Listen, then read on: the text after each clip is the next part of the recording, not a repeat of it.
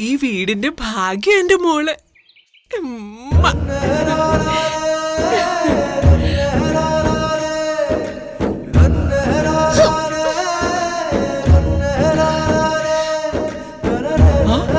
ഇവളിത് എങ്ങോട്ട് പോവാ?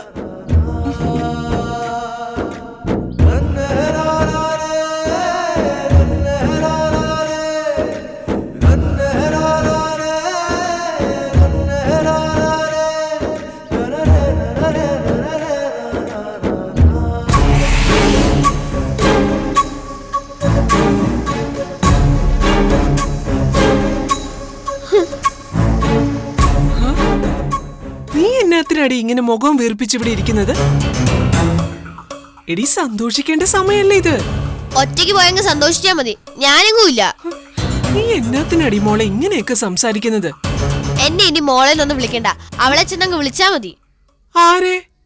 ഹോ, എന്നതായിരുന്നു അവിടെ കെട്ടിപ്പിടുത്തവും ഉമ്മവക്കലുമായിട്ട് ഒടുക്കത്തെ സ്നേഹിക്കലല്ലായിരുന്നോ? എടി മോളെ, അത് അഭിനയല്ലായിരുന്നോ? എന്നാത്തിനാ അവിടെ മുന്നിൽ കിടന്നിങ്ങനെ അഭിനയിക്കുന്നത്? അതുകൊണ്ടുള്ള പ്രയോജനം എന്താ? പ്രയോജനം എന്നതാന്ന് ചോദിച്ചാ അവളെ സ്നേഹിച്ചില്ലേലും കുഴപ്പമൊന്നുമില്ല. ദേ, ലോട്ടറി അടിച്ചത് എല്ലാവർക്കും ഒരുപോലെ ഗുണപ്പെടും. ഗുണപ്പെടും? അവൾക്ക് മാത്രം ഗുണപ്പെടും. ലോട്ടറി ടിക്കറ്റ് എടുത്തതാരാ? ഏഞ്ചല്. ടിക്കറ്റ് സൂക്ഷിച്ചു വെച്ചിരുന്നതാരാ? അതും ഏഞ്ചല്. ഒന്നാം സമ്മാനം അടിക്കാൻ കാരണം എന്നതാ? അത് ഏഞ്ചല് പ്രാർത്ഥിച്ചത് കൊണ്ട്. ശരിയല്ലേ? അതൊക്കെ അങ്ങനെ തന്നെയാ. പിന്നെ ആ പണത്തിന് നമുക്ക് എന്നാ അവകാശമുള്ളതാ അമ്മച്ചി? അപ്പോ നമുക്കതിന്നൊന്നും കിട്ടത്തില്ലായോ? 5 പൈസ കിട്ടത്തില്ല.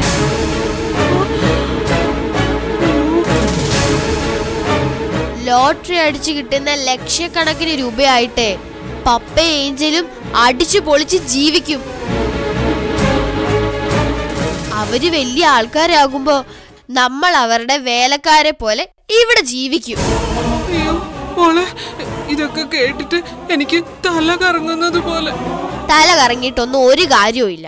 ആ പൈസ എങ്ങനെയെങ്കിലും ഒപ്പിച്ചെടുക്കാൻ വല്ല വഴിയുണ്ടോന്ന് ആലോചിക്കൂ. അതിപ്പോ അത് നടക്കത്തില്ല. നടക്കും, നടത്തിയെടുക്കും ഞാൻ. അമ്മച്ചി നോക്കിക്കോ, ആ ഒന്നാം സമ്മാനത്തിന്റെ പണം മുഴുവൻ ഞാൻ എന്റേതാക്കിയിരിക്കും.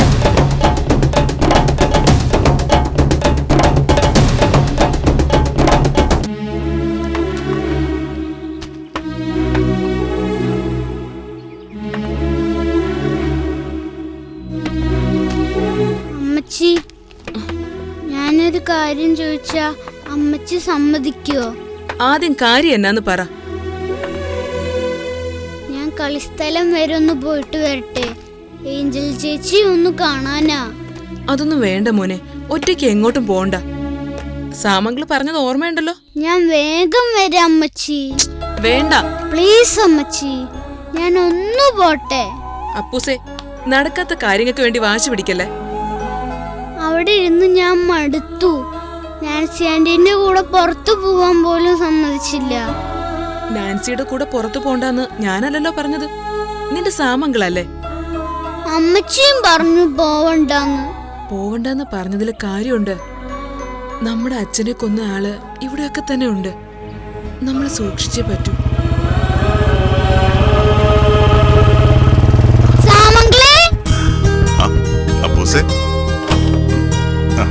ഏഞ്ചലിന്റെ അടുത്തേക്ക് പോണോന്ന് പറഞ്ഞ് ചിണുങ്ങിക്കൊണ്ടിരിക്കുവായിരുന്നു അവൻ. അയ്യോ, അങ്ങനെയൊന്നും പോകരുത്. പോകാൻ പറ്റുന്ന സമയമാകുമ്പോഴേക്കും സാമങ്കിൾ പറയാം. നാൻസി എവിടെ? അവള് പുറത്തു പോയിട്ട് എത്തിയിട്ടില്ല. ഭാഗ്യം, ആളുണ്ടായിരുന്നെങ്കിൽ ഇപ്പൊ തന്നെ എന്നെ ഓടിച്ചേനെ. നാൻസി ആന്റി പാവാ സാമങ്കിളെ. ഇവന് നാൻസി ആന്റിയെ അങ്ങ് ബോധിച്ചു എന്ന് തോന്നുന്നല്ലോ. അവരിപ്പോ വലിയ കൂട്ടുകാരല്ലേ അല്ലേടാ? ഒരു കാര്യം അറിയിക്കാൻ വേണ്ടിയാ ഞാനിപ്പോ വന്നത്.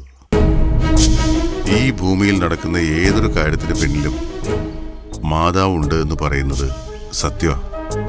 ഏഞ്ചൽ മോൾക്ക് മാതാവ് കാണിച്ചു കൊടുത്ത വഴിയിലൂടെ ഞാൻ പോയി. നമ്മുടെ ദേവരാജന്റെ കൊലപാതകയെ ഞാൻ കണ്ടു ജെസ്സി.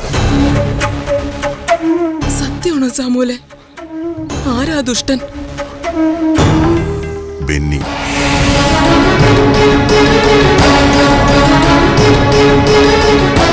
മാതാവേ, അവനാണോ എന്റെ ഇച്ഛായനെ ചതിച്ചത്? വിശ്വസിക്കാൻ പറ്റുന്നില്ല. ഏഞ്ചൽ മോള് സ്വപ്നത്തിൽ കണ്ട് പടം വരച്ച ആ കൊലപാതകയെ അവള് നേരിട്ട് ആദ്യമായി കണ്ടത് ഇവിടുത്തെ പള്ളിയിൽ വെച്ചായിരുന്നു. അന്ന് അയാളുടെ വിവാഹമായിരുന്നു. അവിടെ ഉണ്ടായിരുന്ന ഒരു പെൺകുട്ടി, ആ പോസ്റ്റ് വുമൺ. ആ കുട്ടിയെ ഞാൻ കണ്ടിട്ട് വരിക.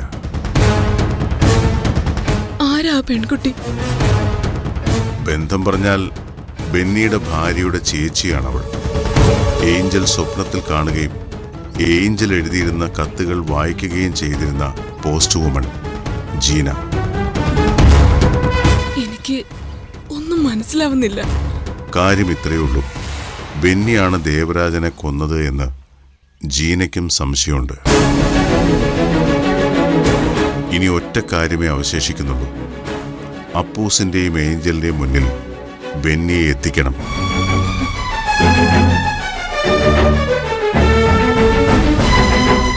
അവനെ കണ്ട് അവർ തിരിച്ചറിയണം ആ കൊലപാതകി അവനാണെന്ന്.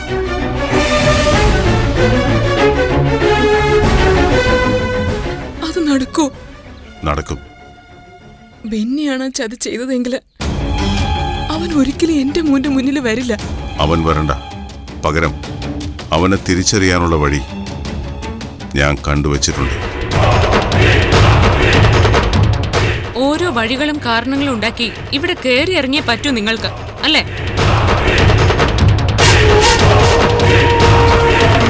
നാണമുള്ളവരാണെങ്കിൽ വീട് വിലക്കിയ പിന്നെ ആ വഴി തിരിഞ്ഞു നോക്കില്ല.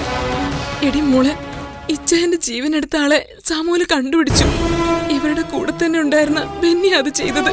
DYSP ജീവൻ ജോർജാണ് ആ കേസ് അന്വേഷിക്കുന്നത്, അല്ലാതെ അതേ കേസിൽ ആദ്യം ജയിലിൽ കിടന്ന സാമുൽ അല്ല. ചേച്ചിക്ക് ഇത്ര ബുദ്ധിയില്ലാതായി പോയല്ലോ. ആരെങ്കിലും വല്ലതും പറഞ്ഞത് കേട്ടാ അപ്പ അതങ്ങ് വിശ്വസിച്ചോണം. കഷ്ടം. സാമങ്കിള് പറയുന്നത് സത്യമായിരിക്കും ആന്റി. സ്വന്തം ജീവിതം നോക്കി വീട് വിട്ടിറങ്ങിയതിന്റെ പേരിൽ നാട്ടിൽ ആവശ്യത്തിന് പേരുദോഷം ഉണ്ടാക്കി വെച്ചിട്ടുണ്ട്. ഇനി ഈ നാട്ടിലും കൂടി പേരുദോഷം ഉണ്ടാക്കി വെച്ചിട്ടേ അടങ്ങുമെന്നാണെങ്കിൽ ചേച്ചി ഇവിടെ തന്നെ നിൽക്കുക. മോർണിംഗ് വന്നേ, ബാ. ഇത് മോനും അമ്മച്ചിക്കുള്ള ഡ്രസ്സുകളാണ്. നമുക്ക് അകത്തേക്ക് പോകാം.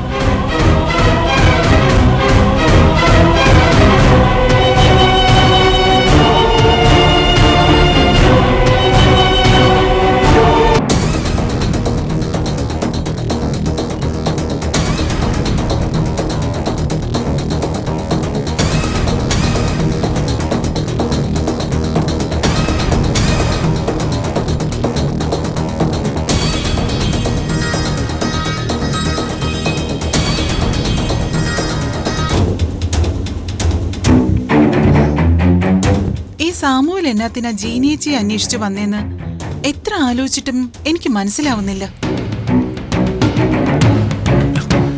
എനിക്കും അതാ മനസ്സിലാവാത്തെ. വീട് തെരഞ്ഞു പിടിച്ച് ഇവിടെ വരണമെങ്കിൽ അതിലെന്തോ ഉദ്ദേശമുണ്ട്. ഇത് ബെന്നിച്ചായന്റെ വീടാണെന്ന് അറിഞ്ഞുകൊണ്ടായിരിക്കത്തില്ല സാമുവൽ വന്നത്. എന്റെ ചേട്ടത്തിയാ ജീനാന്ന് അറിഞ്ഞിരുന്നെങ്കിൽ ഈ വീടിന്റെ 7 അയലത്ത് വരില്ലായിരുന്നു അവൻ. എന്നെ കണ്ടതും അവന്റെ ഒരു ഞെട്ടല് കണ്ടില്ലായിരുന്നു നീ? പിന്നെ ഇച്ചായനെ കണ്ട് അവൻ ആകെ അങ്ങ് പതറിയില്ലേ? പക്ഷേ ജീനേച്ചി എന്നാത്തിനാ അയാളെ മാറ്റി നിർത്തി സംസാരിച്ചത്? അതിലാ എനിക്ക് സംശയം. അവനെ കുടിച്ച വെള്ളത്തിൽ വിശ്വസിക്കാൻ കൊള്ളത്തില്ല. ഇച്ചായൻ ജീനേച്ചിയോട് ചോദിച്ചില്ലേ എന്നതാ പറഞ്ഞേന്ന്? ഞാൻ വെറുതെ ഒന്ന് ചോദിച്ചു എന്നല്ലാതെ പറഞ്ഞേ പറ്റൂന്ന് പറയാൻ പറ്റൂ? ചോദിച്ചു നോക്കി, പറഞ്ഞില്ല. ആ കേസ് ഞാൻ വിട്ടു. എന്നാലും നമ്മൾ അതൊന്നും അറിയണ്ടായോ? എനിക്ക് ടെൻഷൻ വേറൊന്നുമല്ല. പ്രായമുണ്ടെന്നേ ഉള്ളൂ. എട്ടും പൊട്ടും തിരിയാത്ത പിള്ളേരുടെ സ്വഭാവ ജീനയ്ക്ക്. വല്ല ഏടാകൂടെ ഒപ്പിച്ചു വെച്ചാ നമ്മളും കൂടി പെട്ടുപോകത്തില്ലായോ? അത് ശരിയാ. അതും അല്ലാതെ മാനസികമായി വല്ലാത്തൊരവസ്ഥയിലാ ജീന. അവൻ വല്ല കള്ളത്തരവും പറഞ്ഞു പിടിപ്പിച്ച് ജീനയെ എനിക്കെതിരെ തിരിപ്പിക്കുമെന്നാ ഇപ്പൊ എന്റെ സംശയം. അതിന് ബെന്നിച്ചായൻ ഈ വീട്ടിലെ ആണെന്ന് സാമുവൽ ഇപ്പോഴല്ലേ അറിഞ്ഞത്? അത് ശരിയാ. പക്ഷെ ഇനി വേണമെങ്കിലും അത് ചെയ്യാലോ. അമ്മാതിരി ശത്രുത ഉണ്ടേ അവൻ എന്നോട്. എന്നാലും അവര് തമ്മിൽ രഹസ്യമായി സംസാരിച്ചത് എന്നതാന്നറിയാൻ എന്നതാ ഒരു വഴി? ഞാൻ ചോദിച്ചാ പറയത്തില്ല. നീ തന്നെ നയത്തിലൊന്ന് ചോദിച്ചു നോക്ക്. ഞാൻ ചോദിച്ചാ പറയോ? നയത്തില് ചോദിച്ചു നോക്ക്. നമുക്ക് കാര്യമൊന്നും അറിഞ്ഞിരിക്കാലോ.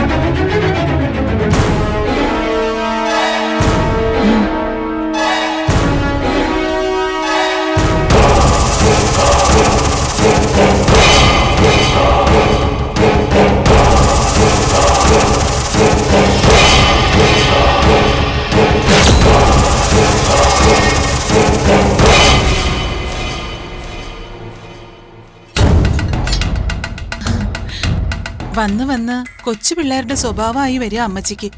എന്നാ പറ്റി? ചുമ്മാ ഓരോന്ന് പറഞ്ഞ് വാശി പിടിക്കാന്നേ. ഓടി നടന്ന് വീട്ടിലെ കാര്യങ്ങളും തൊഴിലുറപ്പും എല്ലാം ചെയ്തോണ്ടിരുന്ന ആളല്ലേ.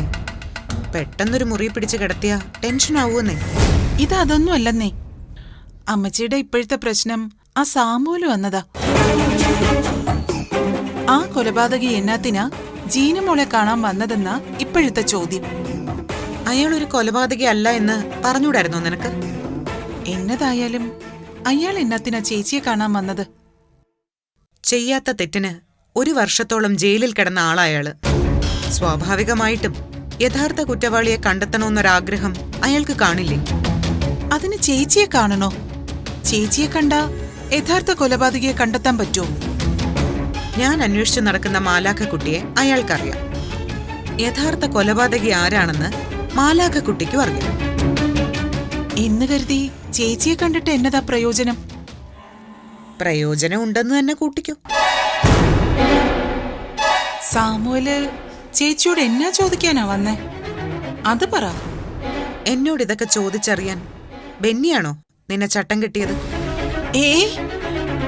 ബെന്നിച്ചായൻ എന്നോട് ഒന്നും പറഞ്ഞില്ല. ഞാൻ സ്വയം ചോദിച്ചതാ. നീ സ്വയം ചോദിച്ചതാണെങ്കിലും ശരി, മറ്റാർക്കെങ്കിലും വേണ്ടി ചോദിച്ചതാണെങ്കിലും ശരി, സാമുവൽ എന്നോട് പറഞ്ഞത് എന്നതാന്ന് തൽക്കാലം ഞാൻ പറയുന്നില്ല.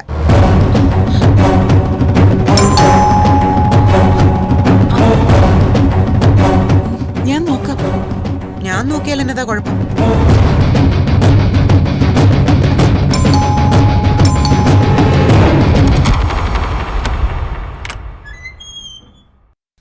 ആഹാ, ചേച്ചി ഇങ്ങ് എത്തിയോ?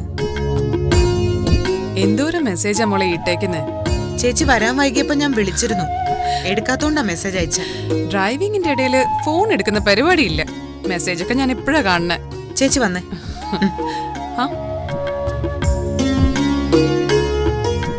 അന്നമ്മോ, എന്നാ ഉണ്ട് വിശേഷം? ആ, സുഖം. എങ്കി പിന്നെ ചേച്ചിക്ക് കുടിക്കാൻ തണുത്തത് വല്ലതും എടുത്തോ. ചേച്ചി വാ, അങ്ങോട്ടിരിക്കാം.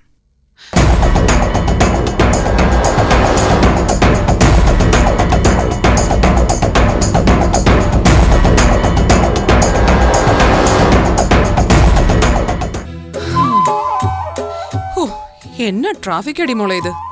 ഇനി ഞാൻ ഇങ്ങോട്ട് വന്ന ഡ്രൈവറെ വിളിച്ചിട്ടേ വരൂ. വരാൻ വൈകിയപ്പോ ഞാൻ കരുതി ഇനി വരത്തില്ലാന്ന്. നീ വിളിച്ച ഇനി ഞാൻ ഇച്ചായന്റെ കൂടെ അമേരിക്കയിലാണെങ്കിലും അപ്പ ടിക്കറ്റ് എടുത്ത് ഞാൻ പറന്നു വരും. അത്രയ്ക്ക് അത്യാവശ്യ കാര്യമായതുകൊണ്ടാ ഇന്ന് തന്നെ വരാൻ പറഞ്ഞത്. ഫോണിൽ കൂടി പറയാൻ പറ്റത്തില്ലെന്ന് പറഞ്ഞപ്പോഴേ എനിക്ക് സീരിയസ്നെസ് മനസ്സിലായി. എന്നതാടി, ബെന്നിക്കെതിരെ വീണ്ടും തെളിവ് വല്ലതും കിട്ടിയോ? അതല്ല, എന്നെ കാണാനായിട്ട് വീട് തിരക്കി പിടിച്ച് ഒരാൾ ഇവിടെ വന്നു. ആര്? സാമുവൽ. സാമുവൽ എന്ന് പറയുമ്പോ അപ്പൂസിന്റെ അച്ഛന്റെ? അത് തന്നെ. സാമുവലിനെ കോടതി വെറുതെ വിട്ടു. ആണോ? എന്നെ അന്വേഷിച്ച അയാൾ ഇവിടെ വന്നത്. പക്ഷേ എന്നേക്കാൾ മുന്നേ ബെന്നിയാ അയാളുടെ മുന്നിൽ ചെന്ന് പെട്ടത്. ഇത് ബെന്നിയുടെ വീടാണെന്ന് സാമുവലിന് അറിയത്തില്ലായിരുന്നോ? ഇല്ല, സാമുവലിന് അതൊരു പുത്തൻ അറിവായിരുന്നു. പക്ഷേ തകർന്നു പോയത് ബെന്നിയാ. ഞാനിവിടെ ഇല്ലാന്നും പറഞ്ഞ് സാമുവലിനെ ഒഴിവാക്കാൻ ബെന്നി നോക്കി. പക്ഷേ കൃത്യസമയത്ത് ഞാൻ ഇറങ്ങിച്ചെന്നു. നീ സാമുവലുമായിട്ട് സംസാരിച്ചോ? ഞങ്ങള് മാറി നിന്ന് സംസാരിച്ചു. സാമുവല് എന്നതാ പറയുന്നേ? ഒരുപാട് കാര്യങ്ങൾ പറഞ്ഞു സാമുവൽ.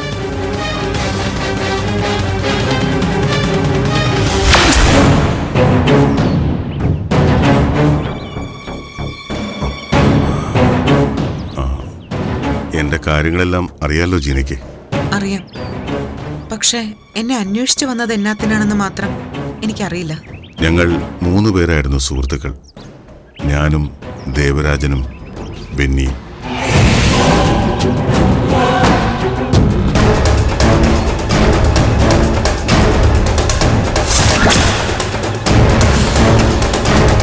അതിൽ ദേവരാജൻ കൊല്ലപ്പെട്ടു. ആരോപണം എൻ്റെ മേലായിരുന്നു. കുറേ നാൾ ജയിലിൽ കിടന്നു. ഇപ്പോൾ കോടതി വെറുതെ വിട്ടു. എനിക്ക് യഥാർത്ഥ കൊലപാതകയെ കണ്ടെത്തണം. യഥാർത്ഥ കൊലപാതകയെ അറിയാവുന്ന 2 പേരുണ്ടല്ലേ? ഒന്ന് അപ്പൂസ്, 2 ഒരു മാലാഖക്കുട്ടി. ഇതൊക്കെ ജീനയ്ക്ക് എങ്ങനെ അറിയാം? അപ്പൂസിന്റെ അച്ഛന്റെ കൊലപാതകയെ കണ്ടെത്തണമെന്ന് പ്രാർത്ഥിച്ച് ആ മാലാഖക്കുട്ടി മാതാവിന് എഴുതുന്ന കത്തുകൾ കിട്ടിയിരുന്നത് എനിക്കായിരുന്നു. മാലാഖക്കുട്ടിയല്ല, ഏഞ്ചൽ. അതാ ആ കുട്ടിയുടെ പേര്.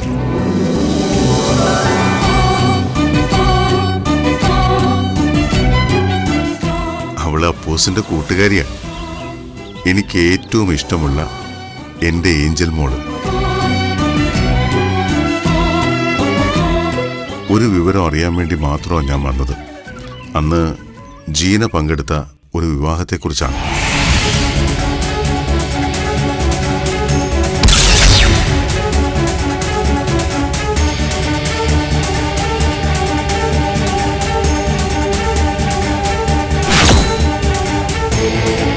കുറച്ചുനാൾ മുന്നേ ഇവിടുത്തെ പള്ളിയിൽ വെച്ച് ഒരു കെട്ടുകല്യാണം നടന്നു. ആ കല്യാണത്തിൽ ജീനയും പങ്കെടുത്തിരുന്നു. അന്ന് അവിടെ വെച്ച് ജീന ബോധം കെട്ട് വീണു.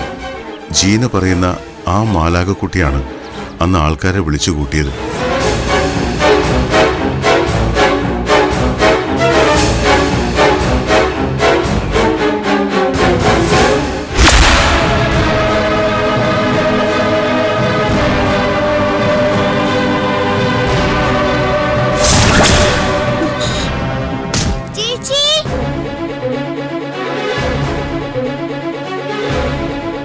ചേച്ചി ചേച്ചി ചേച്ചി അങ്കിളെ, ഈ ചേച്ചി ബോധം കെട്ട് വീണു.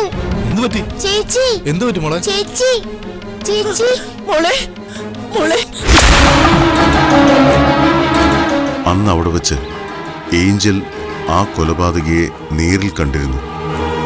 അന്ന് ഇവരുടെ കല്യാണമാണ് പള്ളിയിൽ നടന്നത്.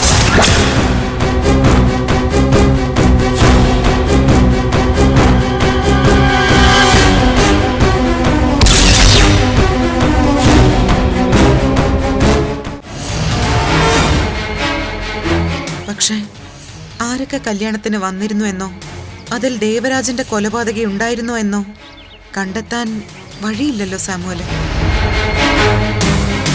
രണ്ടാമത്തെ വിഷയം, ആ കൊലപാതകി അപ്പൂസിന്റെയും ഏഞ്ചലിന്റെയും മുന്നിൽ അറിഞ്ഞും അറിയാതെയും ചെന്ന് പെട്ടിട്ടുണ്ട് എന്നതാണ്. ഏഞ്ചൽ പറഞ്ഞതനുസരിച്ച് ഒരിക്കൽ അവർ സാറ്റ് കളിച്ചുകൊണ്ടിരുന്നപ്പോൾ ആ കൊലപാതകി അപ്പൂസിനെ പിടിക്കാനായി അവിടെ ചെന്നിരുന്നു എന്നതാണ്.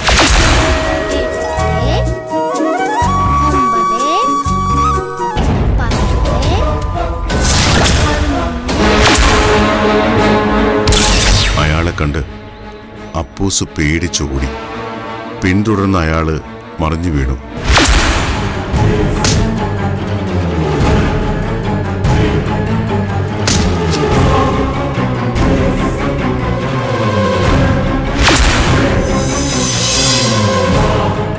ആ വിവരം പറഞ്ഞ് മാതാവിന് ഏഞ്ചൽ കത്തെഴുതിയിരുന്നു.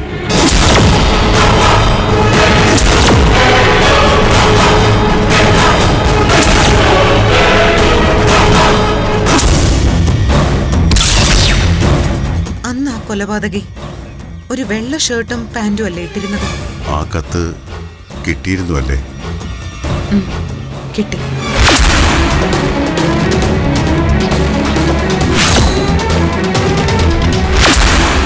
മറിഞ്ഞു വീണപ്പോ വെള്ള ഷർട്ടിൽ പറ്റിയ കറ കഴുകി കളയുന്നത് ഞാൻ കാണുകയും ചെയ്തു.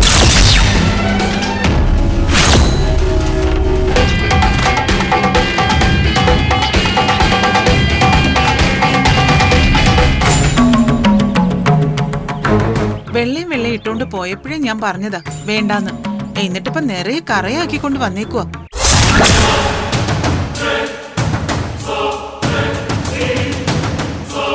തുറന്നു പറഞ്ഞോളൂ, എന്നതാ സാമുവലിന്റെ മനസ്സിൽ? അന്ന് പള്ളിയിൽ കല്യാണ സ്ഥലത്ത് വെച്ച് ഏഞ്ചല് കണ്ടു പേടിച്ചത് കല്യാണച്ചക്കനെ തന്നെയാണോ?